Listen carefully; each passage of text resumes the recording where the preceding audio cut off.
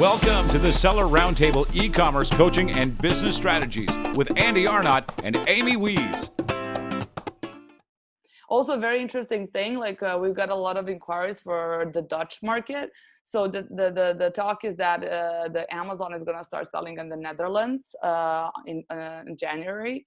And we got a lot of people who are interested in starting to sell in the Netherlands.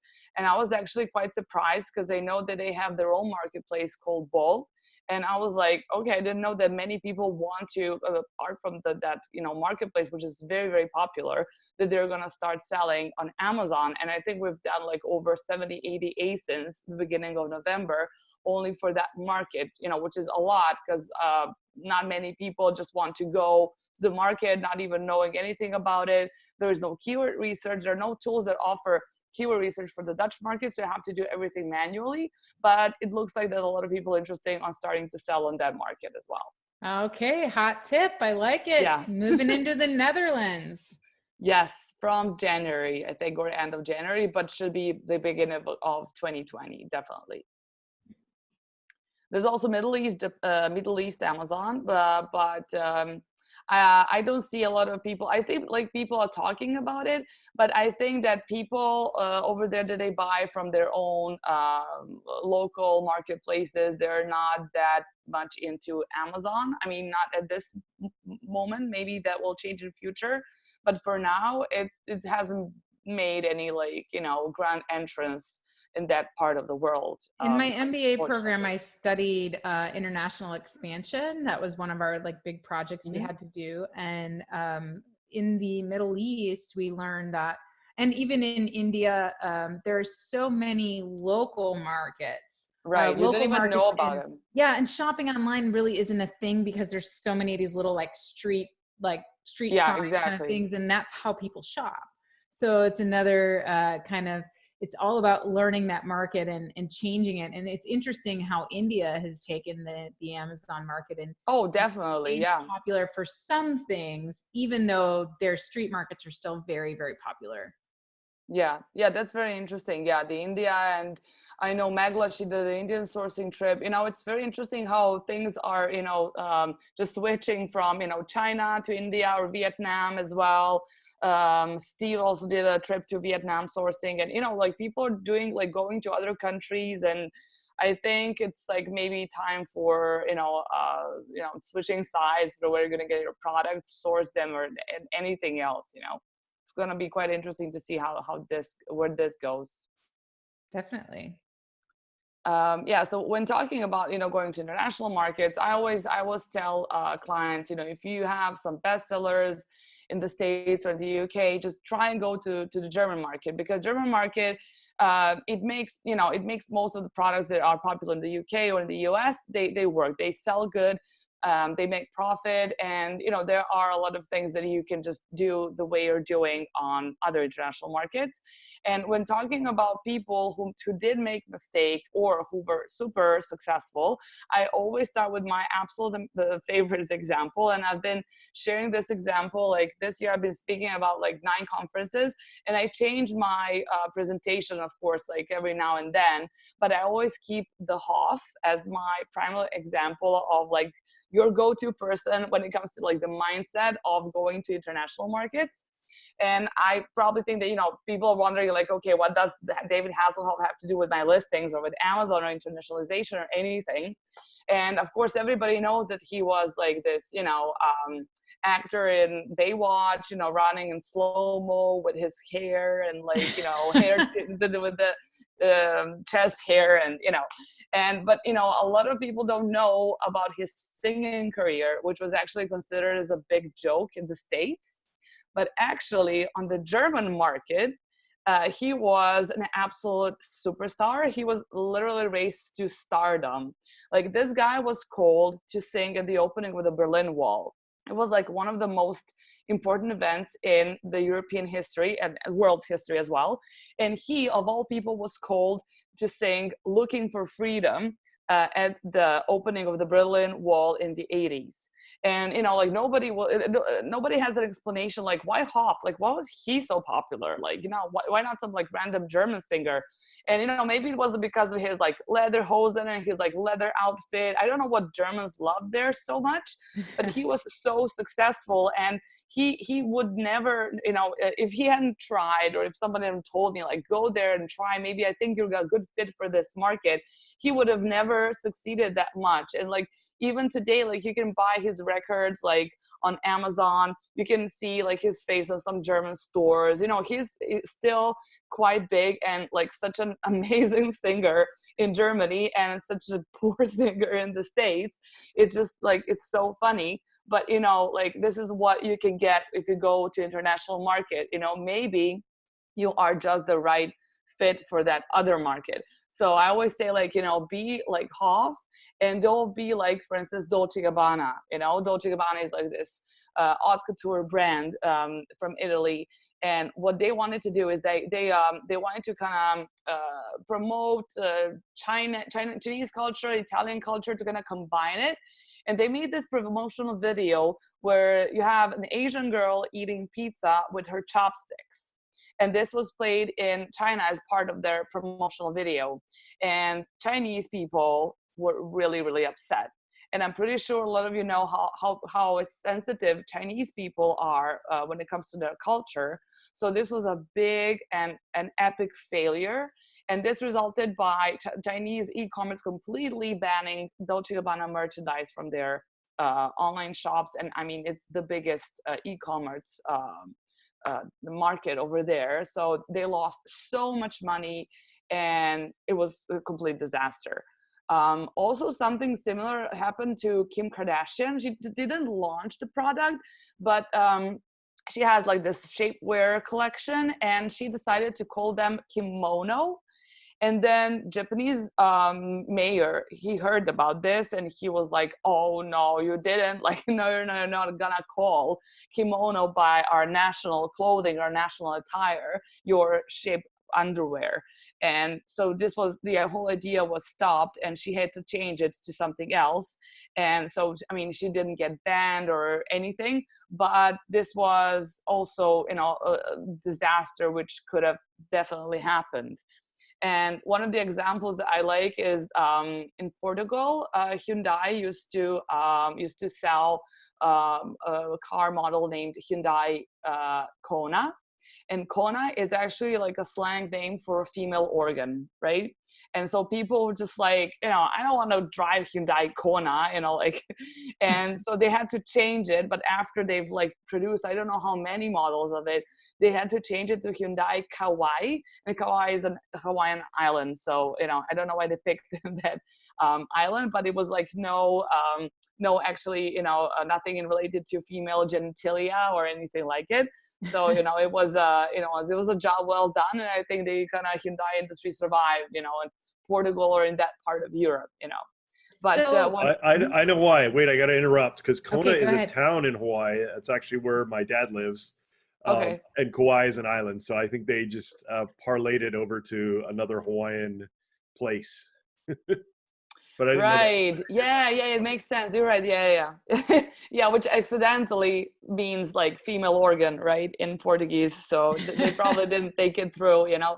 But it's all mistake of the market research. I mean, you know, and these are some quite big names. It's not you as a seller or my friend who just started doing something on other market. These are actually big names, and it's quite unbelievable that something like that actually happens to companies of these sizes, you know.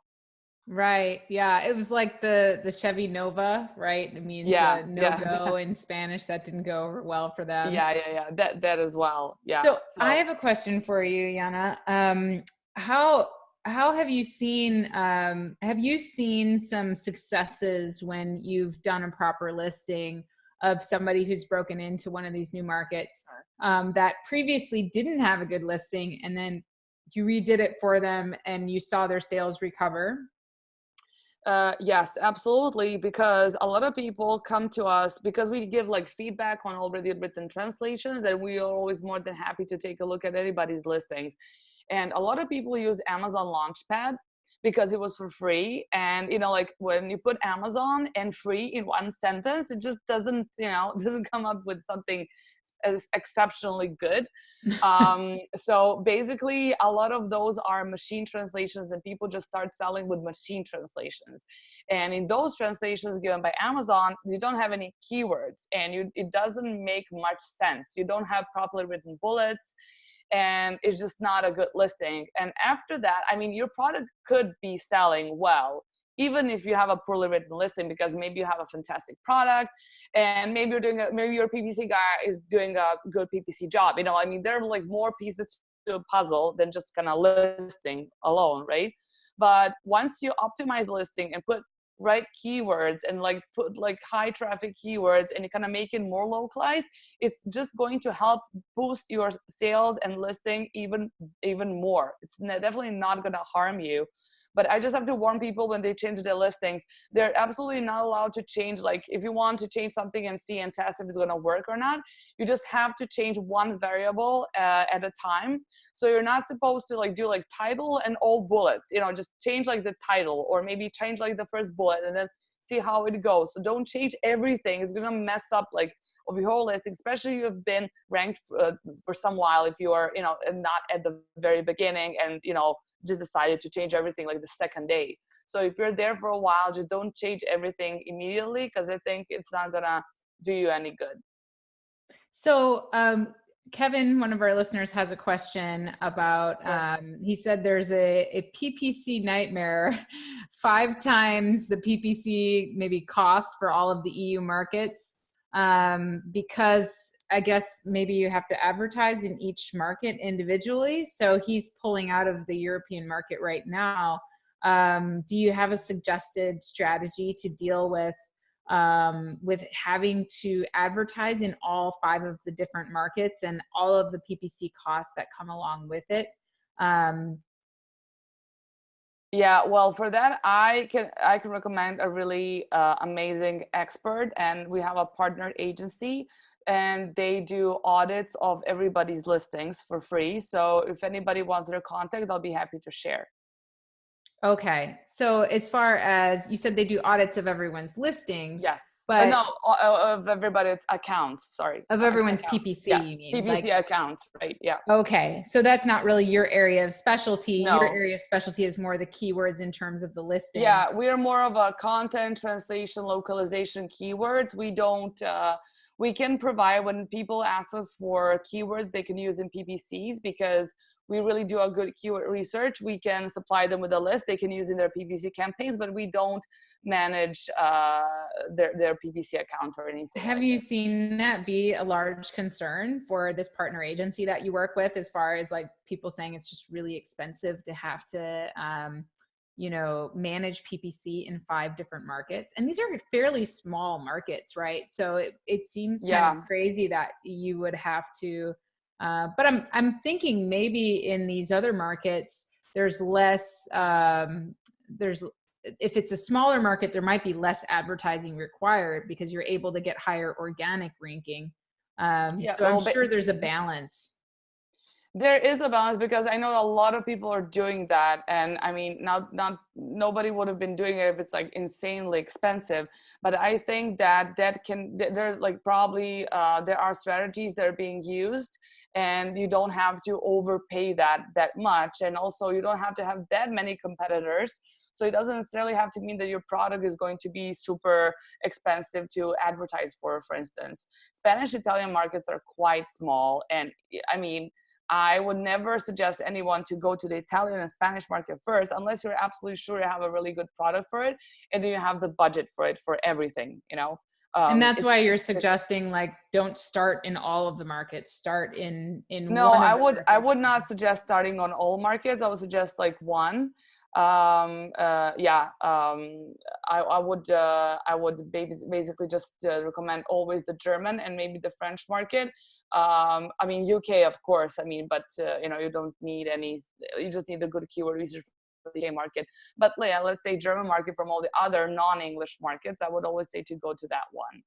Got it. And then do you know anything about moving into these markets? So if you're currently a US seller, someone mentioned global export, where Amazon has a program where they'll automatically export your products from the US to the EU. Do you know anything about moving into these markets if you're currently a US seller, and the best way to do that? Yeah, well, I just know that you have to apply for, have the VATs that you have to get sorted out. You wait for a couple of months for that, and you really need to know which partner or agency you're hiring, because a lot of them are taking like a year to because when you register for the European market, you also have to register for tax in I think in Czech Republic and one more country. So it's outside of these EU5, which you would think that you have to register for. So you have to register, I think, in 7 or 8 different countries for that, and you have to wait for that. So I think you should know who you can contact in order to get this stuff done. And I would always recommend to register for the pan-European system, because I think it's much helpful and much more straightforward than if you're just gonna go and try for one market. Even though you don't do all other markets, it's quite easier because the pan-European account allows you to then easily move into the other markets. Yeah, exactly. It's like the US, it's like the US North American market, where you can, people in Canada or Mexico can also buy your products on the US market, and then you can decide whether to also list them in Canada or Mexico at a later time. That's, I think, the similar equivalent to the pan-European. And now, Jana, do you have some recommendations for our listeners if they're wanting to move in, as far as contacts of who to contact for the VAT and for some of these other things? And if you have those, if you can provide them to us afterwards, and we'll definitely include them in the show notes. Yeah, definitely. I really want to help people expand internationally. I mean, and that's not because you really don't have to use our services, but I just know, I've been in the industry for a while. I've been talking to so many random people, and they just think of this European expansion as such a nightmare, and really it doesn't have to be. It's all about, who can recommend you whom, and who knows what they're doing. Right. Unfortunately, a lot of people hire someone, they don't know who they are, they got them as a recommendation, they listen to some Facebook gurus, pay $6,000 for their course, only to find out that they have to buy 10 more things in order to get somewhere, actually, throughout this course. And I just really don't like that, because I don't understand why people are hiding information.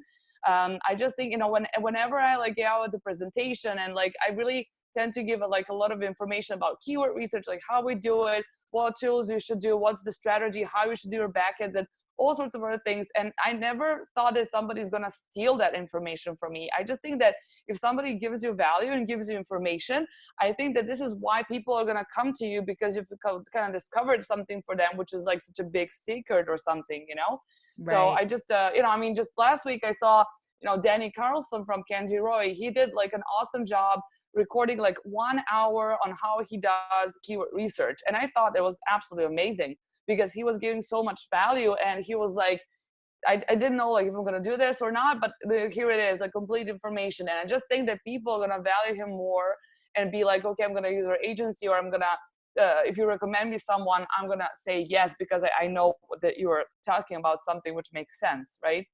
Exactly. So I just really don't like the information people are just hiding, and don't want to, help other people, and just be I'm here for the money. And I just don't really like that approach. And I mean, there are unfortunately so many people in the industry that just have that mindset. And I feel that a lot of people feel that they're kind of scammed or played, and they're oh, I just don't want to talk to anybody anymore. I don't even want to try this. I spent so much money, nothing happened, and yeah. I just really want, if I can help anyone, just gonna change the mindset or help with any sort of advice when it comes to optimization or copywriting, when it comes to international markets, I'm happy to give out all the advice I have. Well, thank you so much. We really appreciate it. And I think the biggest thing that people struggle with is just that, knowing who to trust, how to navigate into those markets, and then being able to actually, once you get there, being successful, because you are investing so much money. And I know Andy and I have talked about this before. Some of the best thing that you can do is you can figure out some of these things, and then instead of sending your products to the US first, you can just send them straight from China or India or wherever you're sourcing from, direct to those countries next time, because that's going to cut down a lot on your costs. Because right now, a lot of people they're shipping everything to the US and then they're exporting again to another country. And I know in Canada that doesn't work, right? It cuts into your margins too much. So it's just about learning how to navigate and how to get into some of these international markets if people are looking to expand. And I think you've given good advice today as far as, you know, how to get started. Germany is a great place to get started. And we'll get some of that additional information on, you know, how to get started there and some different trusted agencies that can be used.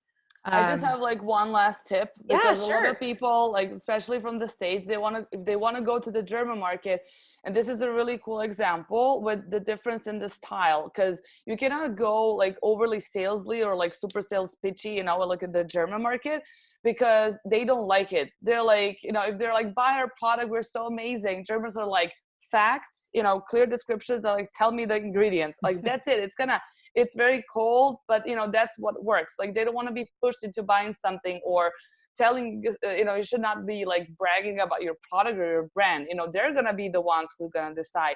You know, the German market gives the most refunds ever from all the markets worldwide, because that's what Germans are. They're like, I want this, I don't like it, fine, refund, that's it. You know, this is how they work. It's like plain and clear and simple. No, you know, and like the listing which I chose was, you know, the first paragraph, it says cool, cooler, cool. Those are espresso cups. Cool, cooler, coolest, whatever is sipping hot espresso, blah, blah, blah, and like a metaphor.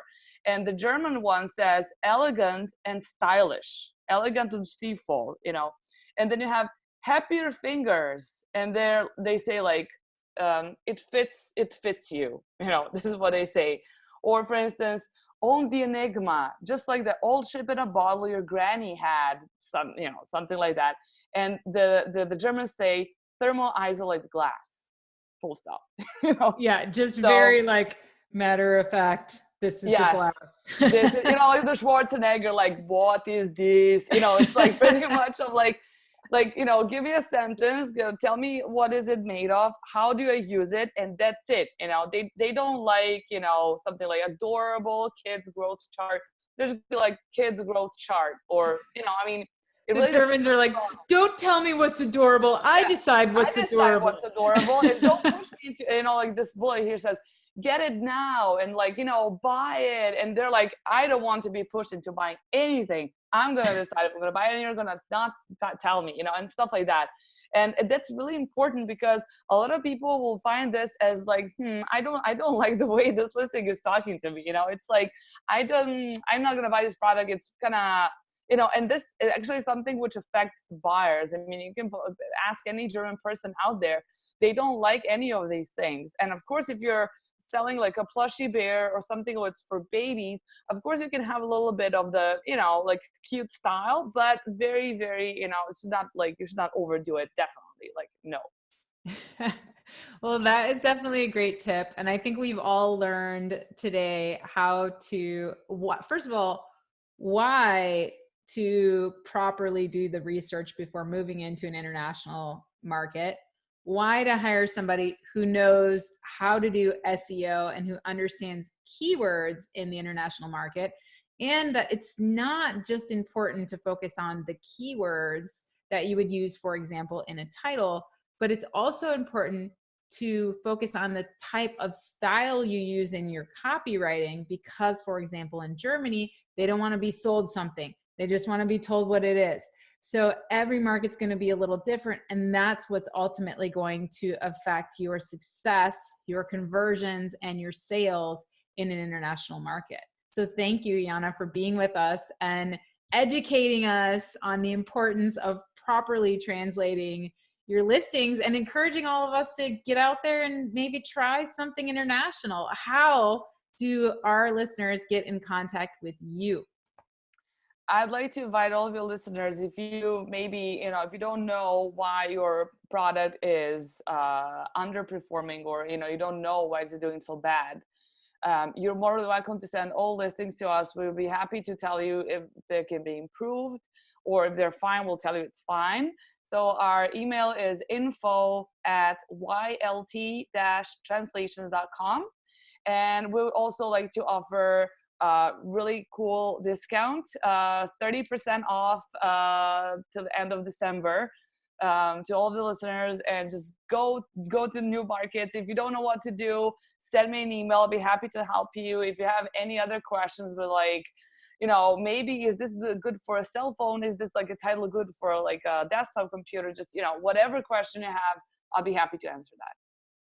That's amazing. So info@ylt-translations.com, and a 30% off discount until the end of December. And Jana says, email her with any questions and get yourself out there in the international market.